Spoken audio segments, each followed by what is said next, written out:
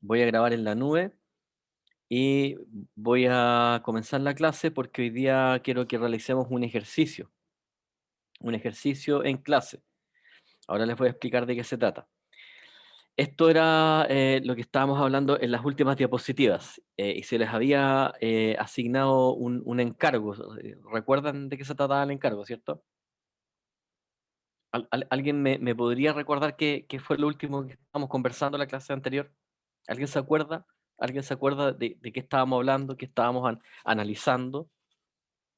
Sin miedo, sí, no es, digamos, no tiene que ser una ayuda a memoria exacta, sino que alguna referencia de lo que estábamos analizando en la clase anterior, la última parte, ¿se acuerdan? ¿Alguien quiere opinar, comentar? Me acuerdo que vimos un video de Chaplin. Sí, sí, claro, claro. Y, y en el contexto de qué vimos ese video, qué términos asociarías a ese video tú? ¿Qué palabras sueltas? La tecnología, la innovación. Perfecto, ¿ya? Entonces, Visionario. hagamos una cosa. Aquí en el chat, por favor, pónganme los términos con los cuales ustedes asocian esta imagen de Charles Chaplin. Lo que retienen todavía en su memoria de lo que vimos en este video, de lo que yo les conversaba, lo voy a dejar guardado porque podemos hacer una nube de tags al final de la clase, pero pongan la primera letra en mayúscula y el resto en minúscula, como por ejemplo tecnología, ¿ya? Entonces, mientras yo les voy contando lo que vamos a hacer ahora, sí, eso, ahí están llegando, ahí están llegando las palabras, ¿ya? Pero más, esta imagen, incluso no solamente de lo que hablamos, de lo que yo hablé, ¿ya? Cuando ustedes ven esta imagen de Charles Chaplin sobre una palanca y unas maquinarias gigantescas del principio del siglo XX, ¿qué es lo que les evoca esta imagen? ¿Qué creen que está intentando, qué está intentando decir este humorista? ¿Ya? Mecanización, evolución, ya, perfecto, revolución, bien, bien, parodia, innovación, tecnología, ¿qué más? ¿Qué más de lo que vimos? Por lo menos unos tres términos por cada uno de ustedes, unos tres términos clave. Es como si hiciésemos un paper, y en los papers siempre se agregan palabras clave. O cuando uno está en un posteo de WordPress, uno pone los tags, ¿ya? Ahí van llegando más, ¿ok? Producción en masa, máquina, hombre, hombre, mujer también, ¿ok?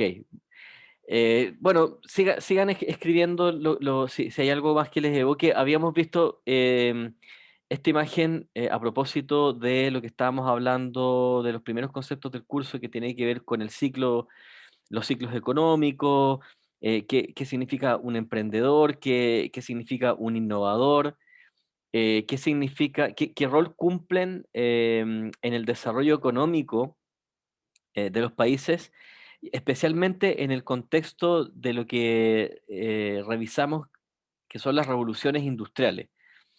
Todo lo que nos rodea, el entorno artificial, material que nos rodea, proviene de oleadas tecnológicas, proviene de revoluciones industriales que marcaron muy grandes cambios sociales, grandes cambios culturales, grandes cambios en la forma de vivir, en la forma de respirar el día cotidiano. Y en ese sentido, el diseño es una actividad que va generando cambio.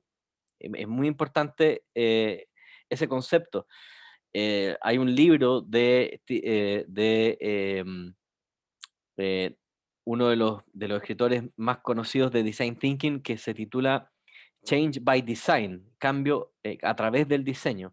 Y qué mejor imagen del cambio a través del diseño, que son aquellos artefactos que ustedes van instalando en la sociedad, de los cuales uno de cada 1000 genera una disrupción,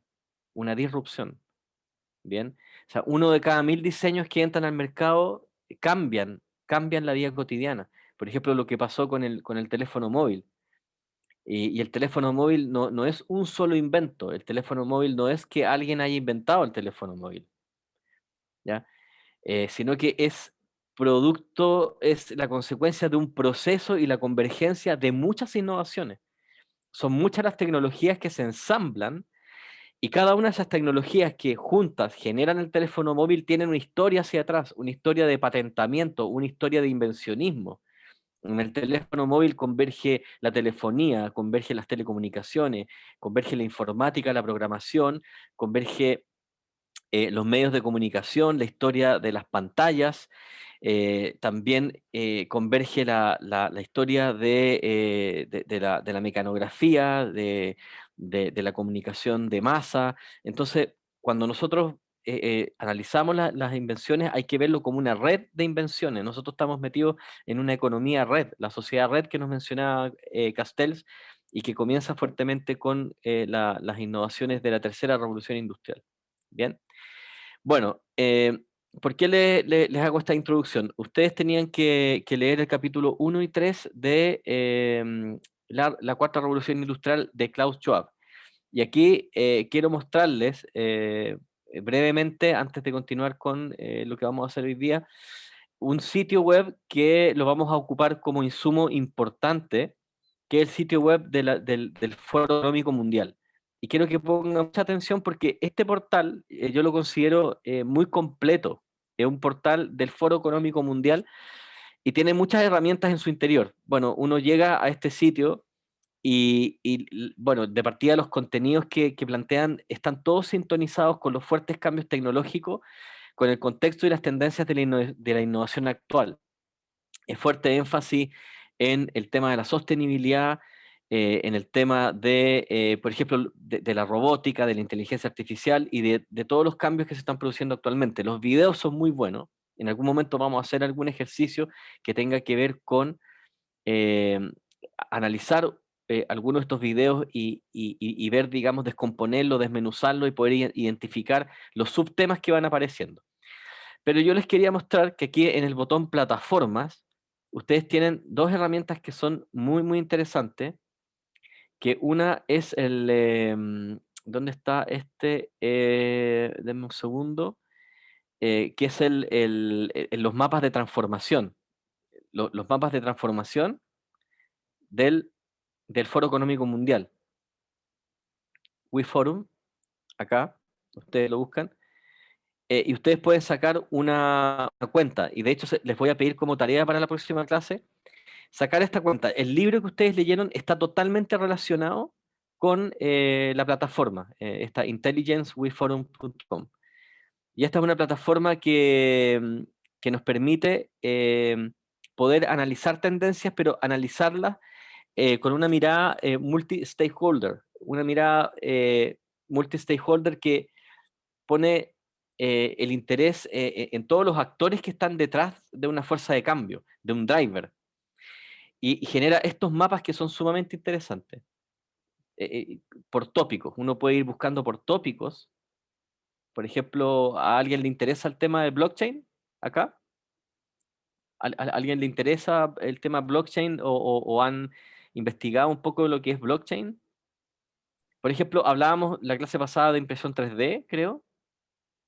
Por ejemplo, de estos temas voy a elegir uno, aparecen los países también, ¿ok? Por ejemplo, 5G, y te genera un mapa semántico de todos los temas que están relacionados con 5G y al mismo tiempo arboriza esos subtemas. Y de esa forma tú puedes tener una panorámica muy nutrida de cuál es la red de temas y cuál es la red de términos que yo debería considerar en un determinado tópico. Y esto para hacer trabajos y para hacer investigaciones es genial, porque te van cargando videos, te van cargando datos. Por ejemplo, en 5G ponen como primer anillo de temas creación de valor 5G, la geoeconomía y los impactos en las finanzas del 5G, los modelos de negocio del 5G, los modelos de seguridad y de infraestructura crítica que tiene que ver con 5G. Y si pincho, por ejemplo, valor agregado, me lleva, por ejemplo, a inteligencia artificial. Pincho inteligencia artificial y me carga un nuevo mapa, ¿ya? Y me aparece una red de temas que están relacionados. Por ejemplo, se arboriza acá en el propósito de la inteligencia artificial y se va abriendo. ¿Por qué les muestro yo este sitio web y en especial esta plataforma? Porque es una manera muy lúcida de poder conectar este libro y esta lectura con tópicos que son transversales. Son tópicos sociales, son tópicos tecnológicos, políticos, antropológicos incluso, de los fuertes cambios que estamos viviendo. Y para poder, digamos, desagregarlo y poder también ir enfilándonos hacia metodologías más innovadoras que tengan que ver, por ejemplo, con análisis de futuros y poder decir, bueno, si estas son las tendencias, ¿cómo podríamos evaluar el futuro? ¿Cómo podríamos anticiparnos al futuro? Klaus Schwab nos dice que los cambios son tan profundos que desde la perspectiva de la historia humana nunca ha habido una época de mayor promesa o potencial peligro. La tecnología no es una fuerza exógena sobre la cual no tenemos control. No estamos limitados por una elección binaria entre aceptarla y vivir con ella y rechazarla y vivir con ella. ¿Ya? Porque estos tremendos cambios, ¿se acuerdan que vimos el caso de los luditas? ¿Se acuerdan que era un ludita? ¿Te acuerdas, Camila, que lo vimos en clase? Sí, me acuerdo que era del texto que estuvimos viendo, que hablaba sobre los telares. Claro. Los luditas son aquellos que los activistas del siglo XVIII que destruían los telares y que rechazaban la tecnología y la innovación. Por otro lado, están los fanáticos de la tecnología y la innovación, los que la aceptan acríticamente, los que creen que toda tecnología nueva es buena, los que piensan que porque es digital es bueno, pero no necesariamente es así. Hay que ir viendo los pros y los contras, las ventajas y las desventajas. Entonces, Klaus Schwab nos menciona que hay que tomar este cambio espectacular como una invitación a reflexionar sobre quiénes somos y cómo vemos el mundo. Bueno, antes de seguir refiriéndome a este libro, ustedes tenían la tarea de abordar este texto. Por lo tanto, les voy a ir preguntando cómo les fue, si tienen algunos comentarios. Primero preguntarles si alguien voluntariamente quisiera referirse a lo que leyeron. Si no, podemos ir preguntando y conversando directamente. Alguien de los que generosamente están compartiendo su pantalla, Carla, Benjamín, Gonzalo, Javiera, Yo puedo pudieron... decir algo que me llamó la atención como Ok, específicamente. ok, súper. Me llamó mucho la atención que como en varias partes de lo que nos hizo leer, hablaba mucho como de que si la tecnología no se hace de manera asequible, como que va a ser un poco, como que va a aumentar la brecha social más que ayudar a disminuirla. Y lo encontré muy interesante porque también se conectaba mucho con el libro anterior, el de Crear o Morir, que al final el autor decía lo mismo, como que si todo esto, como que todas estas nuevas invenciones se hacen solo para el sector alto, obviamente solo va a ayudar al sector alto y el sector bajo va a quedar cada vez más como alejado de esto. Eso. Y frente a lo que plantea él, ¿tú estás de acuerdo? ¿Te parece pertinente? ¿Cómo te sitúas frente a ese comentario de Klaus Schwab? O sea, estoy de acuerdo que si se hace de mala manera, por así decirlo, sí puede llegar a aumentar la brecha social, pero también como que él hablaba de que hay maneras de hacerlo como que para que sea lo más beneficioso para la mayoría de las personas. Claro, gracias por tu comentario, Florencia. Efectivamente, las revoluciones industriales son disparejas en su adopción, tanto a nivel local como global, y va sucediendo una mecánica de adopción temprana. Por ejemplo, uno podría decir, claro, la cuarta revolución industrial, es difícil hablar de este tema todavía en Chile. O sea, en Chile todavía no lo vemos tan cercano. O sea, cuando ustedes van a la casa de una compañera de curso, esa casa probablemente todavía no es una casa totalmente domótica, ¿ya? Todavía no es una casa totalmente plagada de sensores y de Internet de las cosas. Pero si yo voy a Alemania o voy a Bélgica o a Dinamarca, ya me voy a encontrar con transporte público que me va a dejar totalmente sorprendido. Si voy a Canadá, lo mismo. Pero son países que tienen un Producto Interno Bruto gigantesco, son países ricos. Por lo tanto, cuando hablamos de cuarta revolución industrial y cuando yo al inicio les decía a ustedes que son estudiantes de diseño digital, probablemente ustedes están estudiando las tendencias que son, digamos, más visibles en el primer mundo. Por lo tanto, ustedes también como estudiantes y como profesionales de diseño van a ser embajadores y embajadoras de estos temas. Efectivamente, hay un fenómeno que es bien injusto, que es que hoy en día hay países que ni siquiera están en la primera revolución industrial. ¿Se acuerdan que habían 4 revoluciones industriales? ¿Se acuerdan de este gráfico que vimos acá? Que una fue a fines del siglo XVIII, XIX, XX, ahora entre la tercera y la cuarta hay pocos años. Es cada vez más estrecha la brecha de tiempo.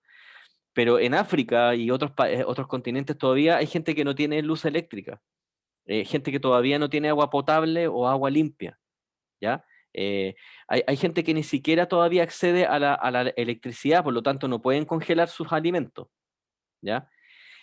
Y por eso que hoy día quiero hacer un ejercicio haciendo un arco temporal hacia atrás, ¿ya?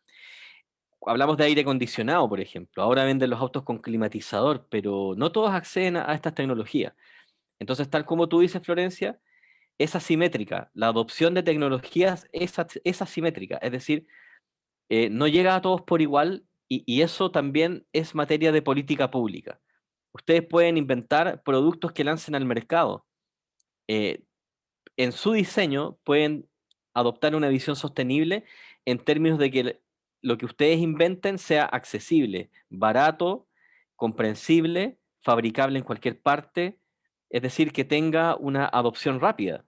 Eso, por ejemplo, sería un proyecto de tesis genial para ustedes cuando estén en cuarto año. ¿Quién más quisiera comentar? Yo quiero comentar. Ya. Buenísimo. Gracias, Lo Florencia. que me llamó la atención del texto fue como el tema de la guerra cibernética, ya que como que esto está como generando un segundo ambiente, como más físico, más digital, perdón, al como tener tanta información como de las personas en un solo sitio, donde pueden hackearla o usar esa información en tu contra o pueden sacar esa información sin que ni siquiera tú te des cuenta. Y también el tema de que la tecnología está haciendo como que las guerras saquen como a las personas e integren solamente como a las máquinas como con armas, como por ejemplo drones, como se estaba haciendo en Corea. Ese es el ejemplo. Claro, sí, parte de la... interesante lo que está destacando Carla, porque esa parte del libro es más compleja, tiene que ver con la adopción de tecnologías por los gobiernos, por los estados, ciberseguridad, cibernética, tiene que ver con, por ejemplo, inteligencia artificial aplicada para casos bastante complejos, que generan problemas complejos, por ejemplo, inteligencia artificial en la guerra, Big Data, ahora que está tan inestable la situación en Medio Oriente, por ejemplo, lo que está pasando en Afganistán, que retroceden, Biden saca las tropas de Afganistán y llegan los talibanes nuevamente al poder. Imagínense, no sé, la yihad, talibanes y otros países de Medio Oriente que se empiezan a enriquecer en uranio y empiezan también a adoptar inteligencia artificial para generar ataques o una guerra, una guerra cibernética o una guerra controlada por robótica. Es súper complejo el tema. La seguridad de los gobiernos se ve amenazada, hay amenazas, hay amenazas muy concretas con estas tecnologías. Es como cuando vemos a Kim Jong-un, ¿cierto?, haciendo ejercicios de balística, y uno dice, pucha, ¿en qué está este líder, digamos?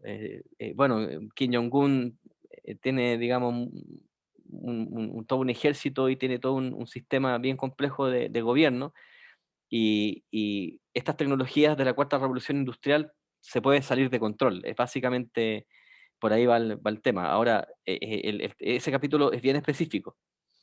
Así que también considerar la seguridad de los datos, ahora que estamos todo el día conectados a Internet, no sabemos hacia dónde se van esos datos, y saberlo, y tener claro el ciclo completo de tus datos, te da mayor conocimiento. A ti te da un micropoder. A ustedes como estudiantes le genera, digamos, herramientas y habilidades, porque la información es poder. El que ustedes sepan, por ejemplo, qué se hace con sus datos, qué se hace con sus notas en Zoom, qué pasa con esta clase, qué pasa, quién más ve esta clase, por ejemplo. Me encantaría saber quién más ve esta clase. Me encantaría preguntar, por ejemplo, en qué momento, cuál es el ciclo, cuál es el ciclo de información de esta clase. Dónde queda, cómo es el contrato que protege esta clase para que sea privada, y que, por ejemplo, no hagan análisis de datos de lo que estamos conversando acá para después lanzarnos publicidad. En fin, son muchos los temas que empiezan a aparecer. Son temas que en este ramo y en esta carrera es importante tener en cuenta, porque es el nuevo mundo que estamos viviendo. Hay un nuevo mundo que estamos viviendo en este momento, y que lo podemos analizar, lo podemos ponderar. Son pocos los cursos que hacen esto. La mayoría de la gente lo que está haciendo es consumir, consumir, consumir, consumir. Estamos en la oleada de la transformación digital, pero quienes estamos analizándola y quienes nos sumergimos en este mundo para entender cómo funciona, tenemos una ventaja, no solo para fortalecer nuestras vidas, sino que también la vida de los demás y la comunidad. ¿Quién más? Un tercer comentario y iniciamos con el ejercicio que les tengo para hoy día. Yo puedo comentar algo, profe. Muchísimo. Buenísimo. Estaba pensando, como con los comentarios anteriores también, que al final el tema muy importante, que también lo dijo usted en el comentario del autor, ¿Mm? que a la cuarta revolución industrial tiene que arreglar un problema que las otras tres revoluciones tuvieron y no decidieron no arreglar, que es el tema de la ética y la moral, que nunca los tocaron. Que la primera y la segunda revolución industrial, en 1800 y 1900, tenían un problema de ética humanitaria, donde no explotaban a los trabajadores. Y la tercera, más recurrente a lo del Internet y como las nuevas generaciones y como todo el globalismo al final, que si bien como no tiene la misma como ética no humanitaria que tenían las otras, como que igual no lo deja de lado. Entonces, por eso dice el autor que es un punto de inflexión tan grande que puede o mejorar mucho la humanidad o simplemente destrozarla, porque es muy importante tomar la ética en consideración en la cuarta revolución industrial. Y tiene que hacer esto como sin previo contexto, como tiene que arreglar los problemas de las otras tres revoluciones. Buenísimo, Gonzalo. Qué bueno que toca el tema de la ética, porque la ética no es un accesorio, no es un accesorio discursivo que nos hace parecer mejores personas. No es la ética finalmente impacta en la calidad relacional de los seres humanos, es decir, impacta en el estándar del trato que nos damos entre nosotros. Es decir, cuando nosotros analizamos plataformas digitales, y esto es lo que yo hago en mi empresa, es desarrollo sostenible con un trasfondo ético, es decir, eh, evaluar las plataformas en términos de cuánta libertad estoy dándole a las personas, y salvaguardar de que no se amenace la libertad de los usuarios. Y aquí tenemos un debate súper fuerte en la carrera de diseño digital. Yo, por lo general, con Germán, con Keiko Magluf, con Alejandro Pantoja, con todos los profesores que han tenido ustedes, Francisco Fuentes, cada vez que me los encuentro, conversamos de estos temas, es decir, ¿cuál es el límite? Porque tal como dices tú, hacia atrás, las revoluciones industriales siguieron un efecto de bola de nieve. Y eso significa que la humanidad y la inercia mundial ha generado una aceleración con una dirección hacia adelante, pero nunca mirando hacia atrás, nunca haciendo una retrospectiva. Faltó recapitular, faltó, digamos, corregir en el camino. Nos globalizamos y generamos un tremendo impacto medioambiental, que es lo que ya sabemos todos, pero un impacto también en nuestra carga social, en nuestra carga, digamos, humanitaria. Por lo tanto, tal como dices tú, a partir de Klaus Schwab, el desafío no es solamente tecnológico, de nivelar el impacto de la tecnología, sino que también es un desafío histórico, en términos de corregir la deriva y la dirección de la sociedad industrial. es una sociedad postindustrial, verde y ética, y cómo lograrlo es apasionante. A mí me apasiona porque creo que los seres humanos lo podemos hacer, así como hemos logrado sobrevivir a 10.000 años desde que inventamos la agricultura hasta ahora. Ahora hay un intangible que es la moral, la ética. Así que súper. Y claro, y ya que estábamos hablando de revoluciones anteriores, yo les tengo propuesto un ejercicio ahora, ¿ya? Me interesa que hagamos un ejercicio de leer este libro y vamos a repartirnos ahora los capítulos de Tim Harford. Los capítulos de Tim Harford son cortitos y son bien interesantes, ¿ya? Lo que vamos a hacer ahora es que yo voy a sortear innovaciones que cambiaron el mundo de distintas maneras. Algunas innovaciones se adelantaron conceptualmente, unas cambiaron el mundo para bien, digamos en términos de darle mayor libertad a la mujer o de alimentar mejor a los bebés, otras generaron fricciones de mercado, de sacar de un lugar eliminar y aniquilar la competencia así, a nivel muy, muy duro. Y estas innovaciones, bueno, son muy interesantes porque las vemos todos los días y no les tomamos el peso. ¿Y por qué quiero hacer este ejercicio? Porque no quiero entrar a analizar Big Data, inteligencia artificial, y sumergirnos en ese mundo tan complejo y arrojarnos como a la Matrix antes de ver que la innovación es algo que acompaña a nuestra civilización humana.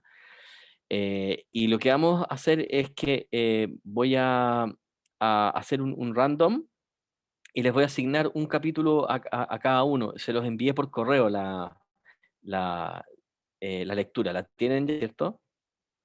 Les puse en el correo tenerla. ¿Sí? Ya. Entonces, allow all, list and more. This randomizer. Acá estoy. ¿Ya? Aquí. Entonces, lo que vamos a hacer es que todas estas innovaciones, miren que hay unas que uno dice, pero ¿qué será eso? ¿Será entretenido leerlo? Pero Tim Harford se dio el trabajo de hacerlo de una manera que sorprende porque uno no sabe lo que hay detrás, por ejemplo, del aire acondicionado, ¿ya? Del pasaporte, del alambre púa, de la criptografía asimétrica. ¿Qué son estas cosas? ¿Ya? El motor diésel. Bueno, este es como... Esto ya es tercera, cuarta revolución industrial, el iPhone, o la búsqueda en Google, que es muy entretenido cómo se llegó a eso. Entonces lo que voy a hacer es hacer un random, ahora, ¿ya? Y veo acá en el Excel, los voy a poner al lado, ¿ok? Voy a pegarlo y les voy a transparentar el Excel. Y van a leer ahora, son 1500 palabras, es decir, 10 minutos. Y después lo ponen en un foro, un parrafito y comentamos nuevamente, ¿ya? Parte de la participación en clase, el ánimo mío es conversar, debatir, que ustedes vayan elaborando, vinculando temas, las relaciones las tienen que hacer ustedes, ¿ya? Entonces, voy a pegar esto en el Excel y les voy a transparentar el Excel de inmediato. Entonces, esto sería, a ver, ojalá que hayan quedado los más entretenidos, pero son todos entretenidos en todo caso. Ya, Excel acá. Ya, ¿lo ven? ¿No ven el Excel? Sí, Sí, ahí ahora se sí. ve. Sí, sí. Ya, ya. Daniela Arce, el hormigón. Francisca Báez, la batería. Sebastián Baselli, la leche de fórmula. Javiera Corbalán, la librería Billy. May Fagre, el compilador. Benjamín Fondón, la gasolina como plomo. Luciana Fuensalía, la búsqueda en Google. Te tocó la búsqueda en Google, Luciana. María José Gallegos, la propiedad intelectual. Diego Gormaz, los videojuegos. Bueno, ustedes son expertos en videojuegos y dicen que el área de videojuegos va a crecer, está creciendo muchísimo. Pilar Herrera, el ascensor. Ese es muy entretenido, el ascensor. Algo tan sencillo, tan cotidiano, bueno, pero ¿cómo se generó? ¿Qué cambios produjo? Florencia Maturana, el estudio de mercado. ¿Ya? Mariana Moreno, la comida precocinada. ¿Ya? María Muranda, la cadena de frío. Carla Paredes, la consultoría. María Jesús Pérez, los seguros. Es súper entretenido el tema de los seguros. Ahora están todos los seguros alterados con el cambio climático. Están ahí en Suiza quebrándose la cabeza porque son modelos caóticos. El cambio climático genera modelos caóticos a nivel de las estaciones y no hayan cómo hacer las primas ahora. Catalina Reisich, el iPhone. Cristóbal Rodríguez, el reloj. Mila Stambuk, la píldora anticonceptiva. Manuel José Tenorio, la escritura cuneiforme. Manuela Vallespir, la información del vendedor. Gonzalo Vázquez, el modelo de la maquinilla y las hojas de afeitar. Listo. Profe, a mí no Cuéntame. yo no estoy. ¿Quién no está? Diego Brancoli.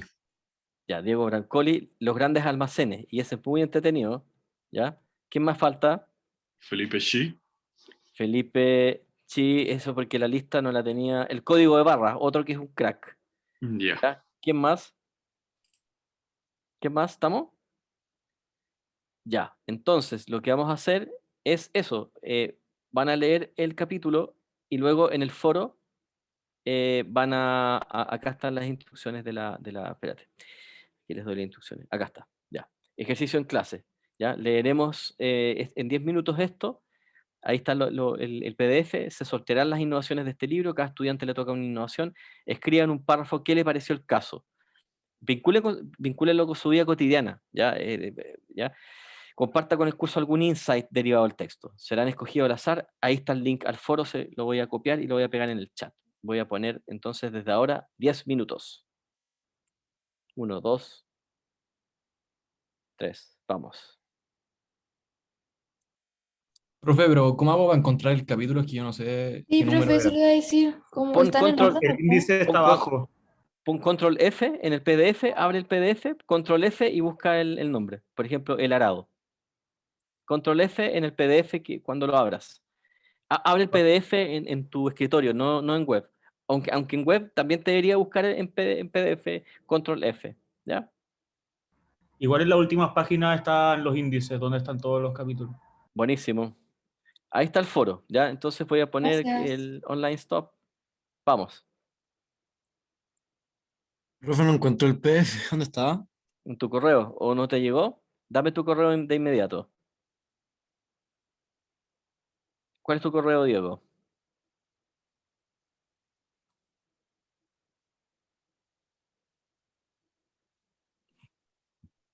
Perfecto. Pero Felipe también, por favor. Y Felipe Chi. Ponlo en el chat. Ahí. Eso, buenísimo. Ya. Ahí está. Listo. Ahí se fue, muchachos. ¿Ya? Ok, aquí estamos entonces.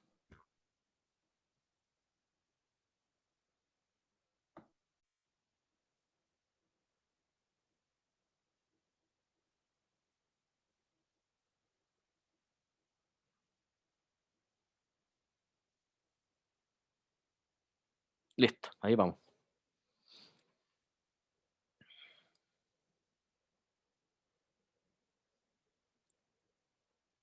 Profesor, ¿puede mostrar de nuevo el Excel, por favor? Sí.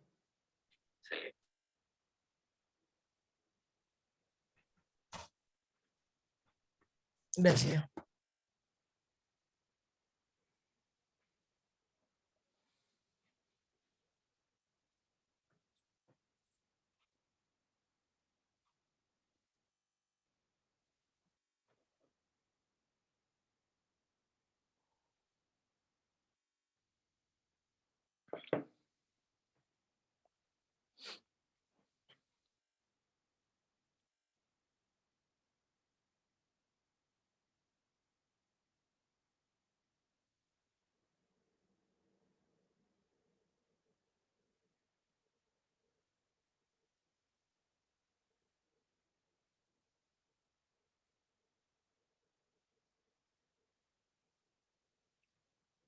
Yo también estoy leyendo.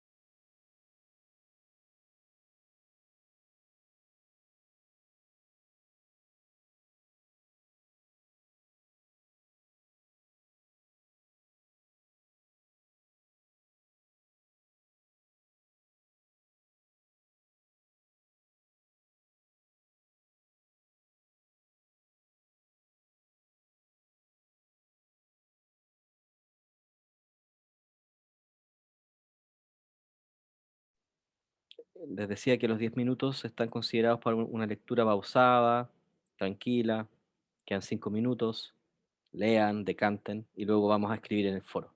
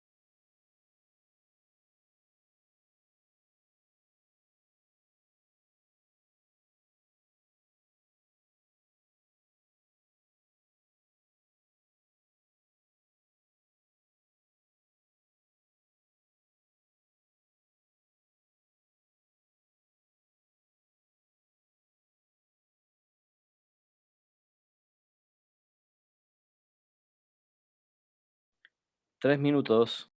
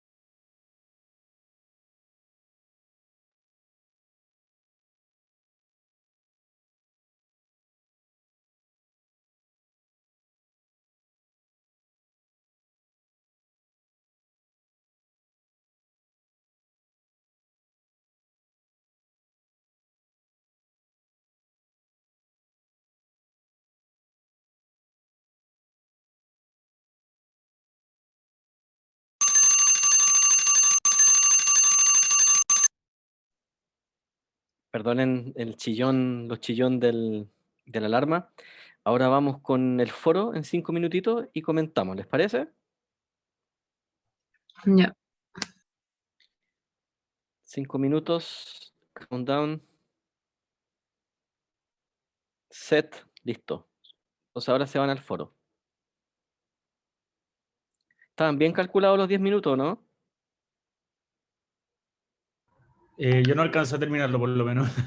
Ya, no importa, mira, en realidad con que hayas leído el 70% ya hay una idea, hay algo que nos puedes contar. Vamos, adelante.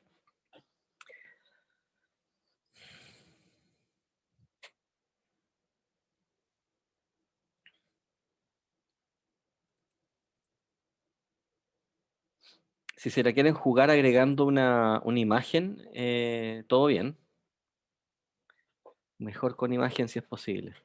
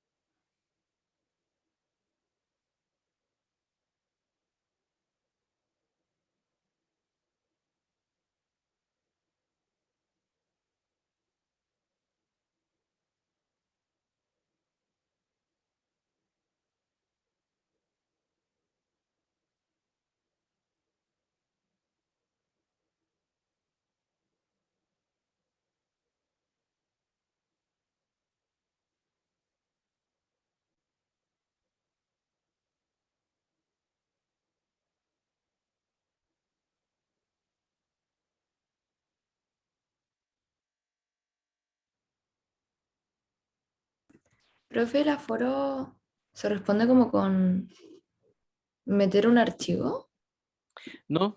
¿Escribes?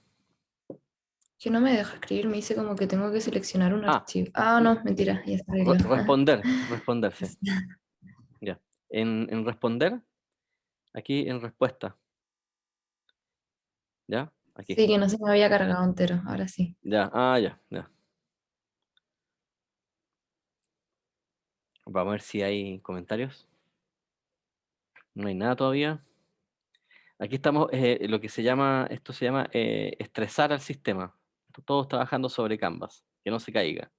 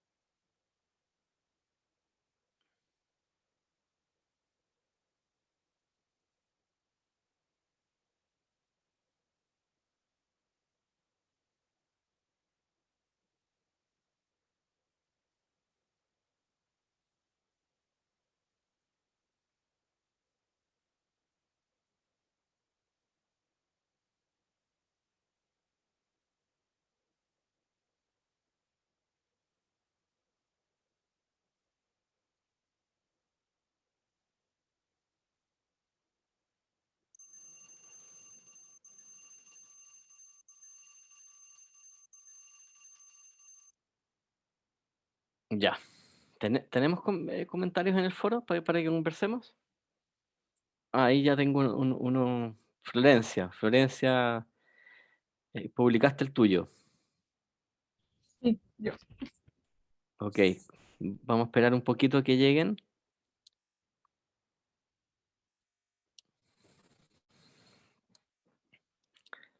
Claro, te tocó, Florencia, uno bien como abstracto en el fondo. No es un invento, no es una cosa, ¿no? No. ¿Qué es el estudio de mercado? O sea, por lo que entendí yo, al final el estudio de mercado es personas que se dedican como a ver qué es lo que quiere la gente comprar, porque explicaba como que al comienzo, por ejemplo, las empresas lo que hacían era crear un producto y después intentar como convencer a la gente de que lo compre, y al final, ¿cómo se llama? Una persona que Parin se llama el señor, descubrió que en verdad era mucho más fácil primero descubrir las necesidades de las personas y diseñar en torno a eso para no tener que convencer a las personas de que lo compren, sino que las personas lleguen a ello. Estoy en clase. Perdona. Y eso. Ya, mira, para no desconcentrar a los demás, vamos a dar 2 minutos. Quiero retomar el tema del estudio de mercado porque lo entendiste súper bien y se me ocurrieron algunas cosas. Dame un minutito. Ajá, sí, no se preocupe. Ahí ya, Benjamín Fondón, Diego Brancoli, Mila Stambo, Gonzalo Vázquez. Perfecto, perfecto, ya. Un minutito más para poder revisarlo. Mariana, por ejemplo, le falta. Vamos a dar un minutito más. Claro, porque en el fondo la innovación del pasado puede ser ahora una pauta del presente. Nadie se pregunta qué innovación llevó a fabricar la cafetera que uso todos los días, o qué innovación fue la que llevó a generar loza o una taza o el inodoro, por ejemplo. Lo que es el baño, la ducha, todas las tecnologías, el sifón en ese, uno de los capítulos, todas las tecnologías de gasfitería, lo que tiene una casa, uno dice, bueno, ahí está, siempre estuvo. Pero ahí a alguien se le ocurrió, antes de que hubiesen baños, a alguien se le ocurrió la manera de hacer escurrir el agua de una determinada forma. Así que es No, otra lo manera de mirar. interesante también es cómo va afectando a todas las personas cada uno de estos inventos. Como que me pasa que yo leí ahora el de la bombilla, de la ampolleta, y es demasiado interesante cómo la luz, que es algo que para todos nosotros hoy día es tan indispensable, al final como que el valor de la luz no tiene precio. Es demasiado importante en el día a día, entonces si alguien no hubiese inventado la ampolleta, seguiríamos con velitas, viendo Velitas, en todas partes. claro, claro. Ok, al final de la clase les voy a decir por qué, cuál es el ejercicio mental que yo creo que hagamos. Ya, ahora voy a hacer un nuevo enter. Y listo, ya tenemos harto material. Aquí hay una imagen. Muy bien, Mariana. Mira, ya, si quieren agregar una imagen, voy a cerrar el foro a las 7. Vayan agregando imagen si quieren. Se ve bastante bien, se ve buena la entrega. Y imagínense, lo hicimos en 15 minutos. He entretenido este formato. Florencia, mira, ya, el estudio de mercado entonces. El estudio de mercado, ya, sí. Sí, lo que pasa es que me hiciste recordar esa época en que la publicidad era como muy ingenua, era directa, era como compre jabón sucio, el mejor jabón, ¿ya? Y era una publicidad muy denotativa, no era una publicidad con profundidad psicológica. Y existía esta imagen del vendedor puerta a puerta incluso. Y el vendedor puerta a puerta es prácticamente un personaje casi que de una película, de cine, de un guión, que trata de convencer a las personas de una necesidad. Entonces, el estudio de mercado, ¿qué es lo que dice el texto? ¿Cuándo se inventa? ¿Hace algo temporal, algún insight temporal o solamente habla? No, o sea, habla de temporada, pero no me acuerdo de la fecha exacta, pero habla que partió con Ford, que como la publicidad de Ford era que no importaba cómo fuera el auto, pero que fuera negro. Y ahí es ¿En cuando serio? sí, y ahí es cuando ¿cómo se llama? Parlin se llama la persona que empezó con el estudio de mercado, ¿Ya? dice como que al final Ford está como haciendo que las personas sí o sí compren autos negros cuando en verdad no sabemos si las personas necesitan o no necesitan autos negros. Ya. Mira, curioso, interesante. Bueno, ahora hay toda una maquinaria que tiene que ver con investigación de mercado. Es un sector industrial prácticamente. Las empresas de investigación de mercado que investigan las tendencias del consumidor, eso es una industria. Eso es una industria hoy en día.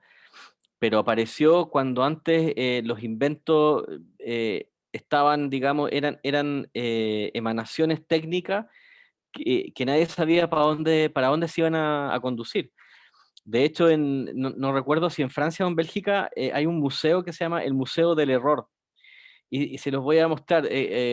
Museum of Error, creo que se llaman, que son puros inventos digitales que fracasaron. El The Museum of Failure. The Museum of Failure, puros prototipos que no llegaron a ninguna parte. Y es increíble porque a ustedes como diseñadores digitales les interesa. O sea, el Museum of Failure muestra tecnologías que quedaron obsoletas. Y hay un museo de eso. O sea, por ejemplo, el VHS, o ni siquiera el VHS. El VHS tuvo su época, pero el Betamax o Betamax pasó a la historia. Mira, puros productos que no llegaron a ninguna parte. Mira, ¿ya? Ahí están, digamos, bueno, los ejemplos. Así que en la psicología del consumidor, en las innovaciones, hay que entender ese pivot. Vamos con otro, a ver, vamos con este que tiene imagen. Mariana Moreno, ¿qué te tocó? Me tocó la comida precocinada. Y la verdad Ya, es que me pareció como súper interesante, que igual nunca como que la había como tomado así como una como consideración más grande, porque es como algo tan como asumido ahora, que antes de como que tomaba tanto tiempo, sobre todo a las mujeres, cocinar le tomaba como gran parte de la vida, y que a partir de eso de la creación de la comida precocinada, se pudo simplificar y en parte como emancipar un poco a la mujer. Y eso. Y bueno, aquí ahora también eso ha tenido como una influencia en de que la comida como precocinada a veces está más barata que la comida como sana, y que ha causado grandes problemas en la población por la obesidad, y como que ahora desde hace no tanto tiempo se está tomando como más conciencia al respecto. Pero eso. ¿Cuáles fueron los drivers para poder llegar ¿Hay alguna invención tecnológica que llevó a tener Eh, la comida precocinada?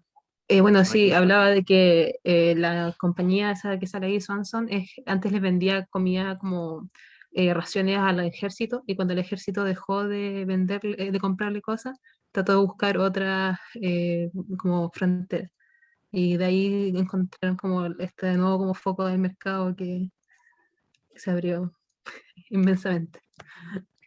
Sí, y es bastante curioso el póster porque también ahora esto es prácticamente una ofensa para la mujer contemporánea, ¿cierto? Sí. Esto es una ofensa. O sea, dice, I'm late, but dinner won't be. Es decir, y aquí está el marido leyendo el diario. O sea, es como, claro, ya no se puede, o sea, esto ya está obsoleto Ujú. socialmente por el enfoque de género que le dan, recargaba a la mujer con todo lo doméstico.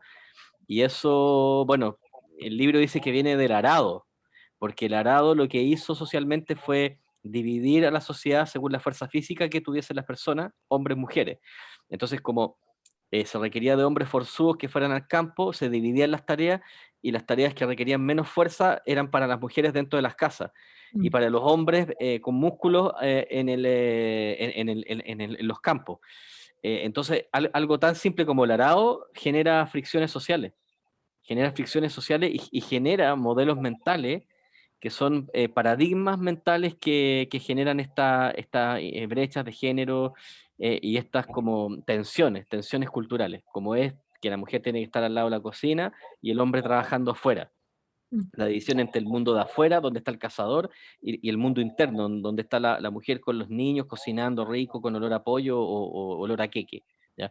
Eso ahora está cambiando totalmente, ¿ya? Así que tiene mucha profundidad el tema que te tocó, Mariana. Muy bien. Gracias. Vamos a hacer un enter y, por ejemplo, vamos a conversar con Gonzalo Vázquez, ¿ya? Acá que agrego una imagen, brevemente. Bueno, me tocó el modelo de la maquinilla y al principio pensé que era como la maquinilla, como morfológicamente la maquinilla, pero es el modelo como de venta de la maquinilla, que en verdad como que es como que inicia un precedente para todo lo que viene adelante. Pero básicamente habla de que la persona que inventó las maquinillas de afeitar, que se llama Ken Gillette, se le ocurrió un modelo de negocios que era muy beneficioso como para la empresa en sí, que era vender el producto principal, en el caso de él, la maquinilla de afeitar, a un precio usualmente bajo del cubrimiento de su costo de producción, para después vender los repuestos a un precio absurdamente alto, que lo cual prueba ser un modelo súper eficiente porque sigue vigente hoy día y sigue pasando hoy día. Ahí lo pongo más abajo, que por ejemplo las cafeteras con cápsulas ocupan ese modelo, las consolas de videojuegos ocupan ese modelo, y también otro ejemplo que se me ocurrió que no estaba en el texto, que es lo del el costo de cambio también, que ocupa este mismo modelo de venta, que por ejemplo Apple es famoso por esto porque Apple en sí, con todo el entorno de Apple, tiene un modelo de jardín cerrado al final, en donde los computadores, los teléfonos y como todo el sistema y entorno de Apple funciona súper bien entre sí. Pero una vez que trata de ir afuera de eso, como que Apple hace la vida imposible para que eso no pase. Y si es que lo quieres hacer, te va a salir muy, muy caro. Entonces como que te conviene quedarte con ello. Entonces, en sí, como la opinión que saco al respecto es que lo puse ahí al final, pero es eficientemente macabro. Porque en sí es aprovechar al máximo como las opciones y las herramientas que uno le da al capitalismo, pero al costo de la ingenuidad y como la confianza no ganada del usuario. Entonces, básicamente aprovecharse del cliente de alguna manera. Ok. Bueno, bien interesante porque, como tú dices, eficientemente macabro, perverso, tiene algo de perverso y es como un hackeo finalmente, es como un hackeo socioeconómico. Porque qué pillería más grande, claro, venderte barato la maquinilla y después los repuestos más caros. En la industria del automóvil pasó eso, o sea, en algún momento los automóviles se hicieron más accesibles a la población y las marcas empezaron a ganar más plata por las mantenciones y los repuestos que por el auto mismo. O sea, al final tú te compras, ahora con la pandemia están súper caros todos los autos, ¿ah? Porque en este momento estamos viviendo un proceso preinflacionario. Estamos viviendo un momento de presión inflacionaria en Chile y en gran parte del mundo, que significa que hay mucha demanda y poca oferta. Ustedes saben que se han hecho caros los materiales de construcción, está subiendo todo. Es más difícil producir. Esto también conecta con nuestro ramo, más difícil innovar. Todo es más difícil ahora. Pero un tiempo, antes de este escenario, hubo un tiempo en el que comprarse el auto era más accesible, pero finalmente pagabas 2 autos en todas las mantenciones, ¿ya?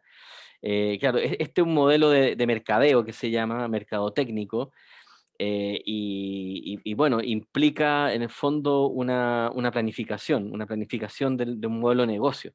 Es una invención que explota al máximo, digamos, la necesidad, y en términos de marketing, bueno, consiste en posicionarse primero. Esta marca, ¿quién no la conoce? Imagínate. Si la gente pide la Gillette, ni siquiera piden una navaja. O sea, si tú llegas a una farmacia y dices, señor, ¿tiene una navaja, por favor? Te van a encontrar como, bueno, ¿y tú de dónde vienes? ¿De España? ¿Por qué tienes ese acento?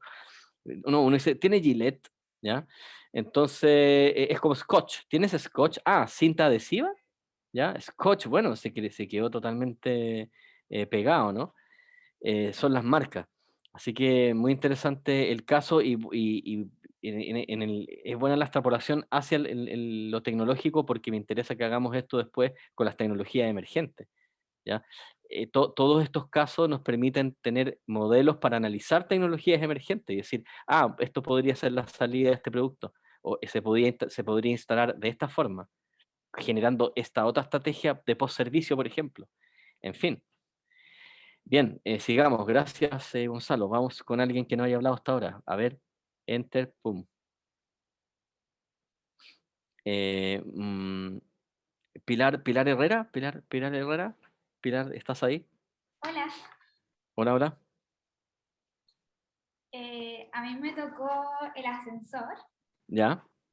y me llamó mucho la atención porque el autor habla sobre que es un medio de transporte que todo el mundo lo subestima. Yo lo subestimo también. y gracias a este capítulo me entretuve, y que es un medio de transporte ecológico y sostenible y que nadie lo toma en cuenta y que también transporta todos los días a millones de personas, y eso me llama mucha atención, como que gracias a todos los dispositivos, a las señales que tiene, uno nunca sabe que se está moviendo en el espacio, como que al cerrarse las puertas, como que nunca se sabe que se está teletransportando en el ascensor. Y eso me llama mucho la atención. Interesante. ¿Y en qué sentido sería sostenible? ¿Cómo? ¿En qué sentido sería sostenible el ascensor? Ay, no sé, no. Pero quizás podría ser en que quemamos menos calorías, porque si todos subiésemos 10 pisos, 10, 15 pisos diarios, no sé, quemaríamos más calorías, tendríamos más apetito. Es súper interesante el caso del ascensor de todas formas, Pilar, y sabes que tiene un primo hermano, que es la escalera mecánica. Y la escalera mecánica es un icono de los centros comerciales. Y es un ícono del maquinismo, es decir, uno ve, por ejemplo, Charles Chaplin y uno dice, claro, está este imaginario, por ejemplo, el imaginario también de los parques de diversiones. Ustedes saben que los parques de diversiones tipo Fantasilandia surgieron en una época en que los obreros después de la fábrica, piensen en Charles Chaplin con su familia, después de la fábrica, se iba una hora a los juegos que eran para los obreros. Después Fantasilandia y todo la super, digamos, los super parques de diversión en Estados Unidos crecieron para todo el mundo, pero al principio eran para los obreros. Eran para la clase obrera, los que estaban en las fábricas, todos los artefactos, las maquinarias.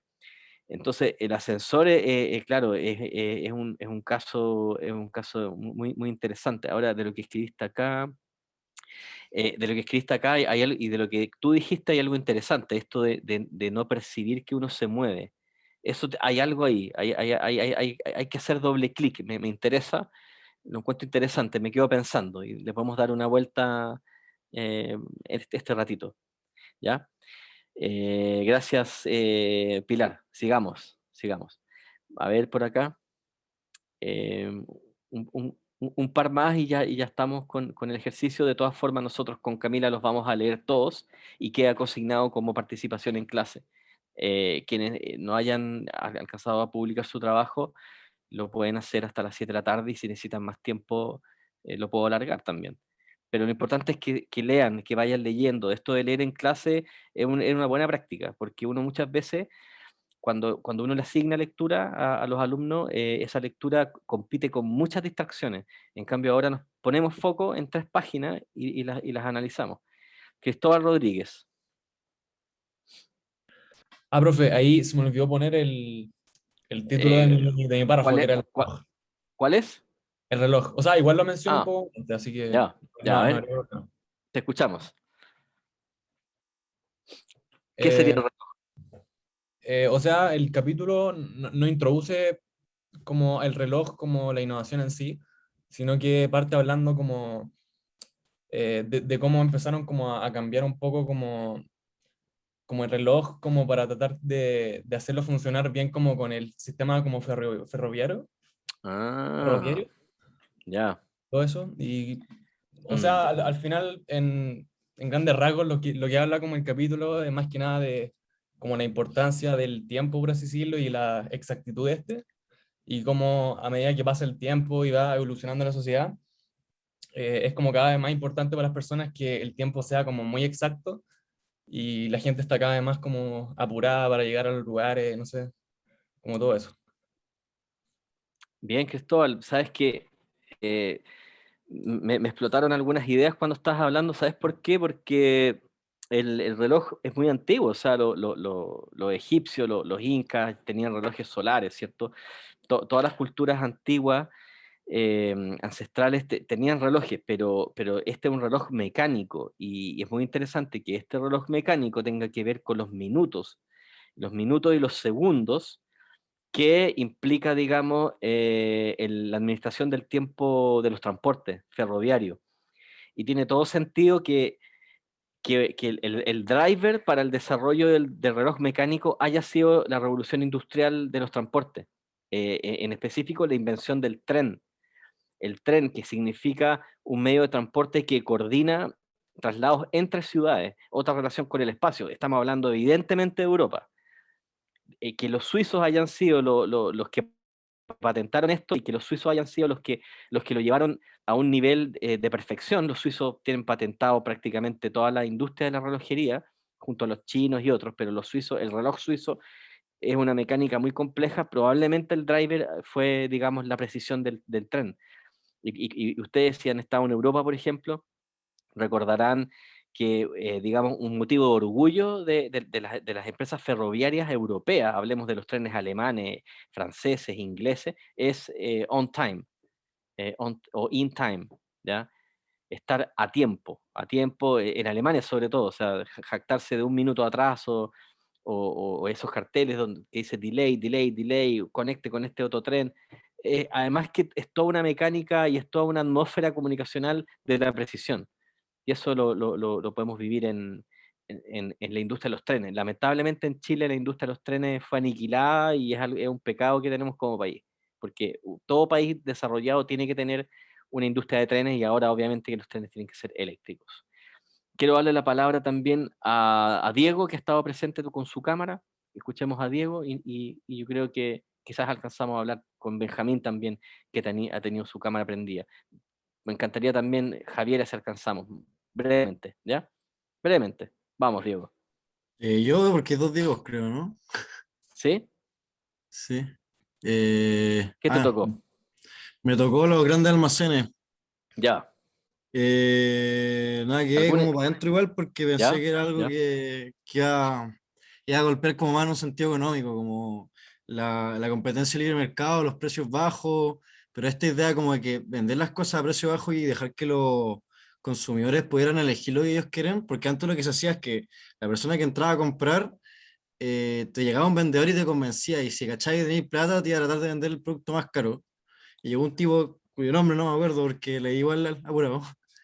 Dijo como, no, ¿sabéis qué? Pongamos los precios fijos, que no sean regateables, y no tratéis de venderle las cosas. A los vendedores está acá para ayudar por si no encuentran algo, pero deja que venga a comprar nomás. Y le dijeron a este tipo como, ¿estáis locos? ¿Cómo se te ocurre? Tu negocio va a fallar. Y eso es lo que ahora es el estándar. Y también otra cosa que pasó junto a esto fue que gracias a los grandes almacenes se fueron creando los moles, porque teníais este lugar donde podíais comprar todo, y a alguien se le ocurrió, y pasa si ponemos un cafecito al lado, si ponemos como tapamos la vereda, y se fueron creando los moles, y las mujeres empezaron a pasar más tiempo en esto. Entonces un tipo se dio cuenta y dijo como, oye, vienen hartas mujeres, vendamos productos para mujeres, y bueno, ayudémosle a que pasen un mejor momento acá, que tengan que venir su marido, y eso ayudó un poquito también como al movimiento feminista, a los principios del movimiento feminista, porque les dio más independencia a las mujeres. Mira. Entonces lo encontré bacán. Qué bueno, Diego, porque una innovación económica genera un cambio social. Sí. Y ahora, como dices tú, queda instalado el estándar. Queda instalado el estándar de el precio bajo y el vendedor como guía, y no venderte lo que dijeron al principio también, en la Florencia, que el vendedor tenía como una misión que finalmente está para el Museo del Error. El Museo del Error, el vendedor, digamos, puerta a puerta. Sí, ahora el tema es distinto. Y ahora imagínense con el retail y el e-commerce que está explotando con la transformación digital. Brevemente, Javiera. Corbalán. ¿Sí? ¿Sí? Brevemente. ¿Cómo? Perdón. Cuénteme, ¿qué le tocó? Bueno, a mí me tocó la librería Billy Ajá. y básicamente trataba de IKEA, del fundador, de cómo resultó a esta idea de los muebles que se desarman y la gente los arma propiamente en sus casas. Y cuenta la historia de cómo un trabajador suyo se quejó al tratar de montar uno de los objetos al camión. Se quejaba de que esto ocupa demasiado espacio, y que ahí se le ocurrió. Y es interesante ver cómo por eso se le ocurrió ese ingenio. Y con eso mismo, y la idea de desarmar las cosas, ahorró como casi que la mitad de todos sus gastos. Y también bajó los precios de los propios productos sin alterar literal nada de la calidad. Lo Mm. único que hizo es ajustar unos pequeños detalles y fue como todo un efecto mariposa. Perfecto. Súper interesante, ¿sabes por qué? Muchas innovaciones son accidentales. De hecho, los post-it de 3M se inventaron por accidente y los post-it son el icono del design thinking.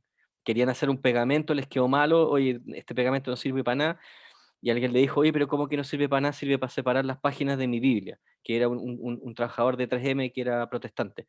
Pero ¿cómo si no te pega? No, pero me sirve para ir marcando los capítulos. Post.